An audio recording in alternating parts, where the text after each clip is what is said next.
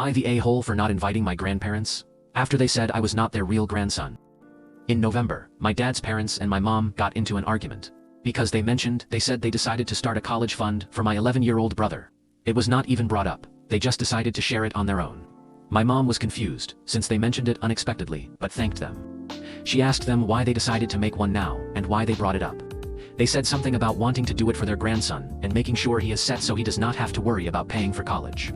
My mom then asked if they had started one for me, and they said I was not their real grandson, so the answer was no, and they didn't have one for me.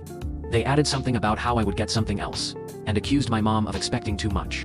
For context, my dad adopted me when I was 5. He started dating my mom when I was 2. I do not know my biological father personally, but I know of him.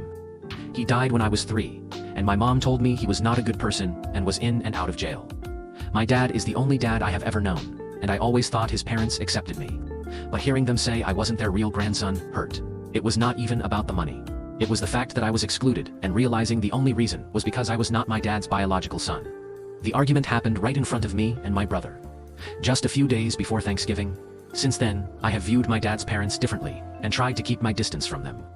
They eventually apologized for saying I was not their real grandson, but only because my dad basically forced them to.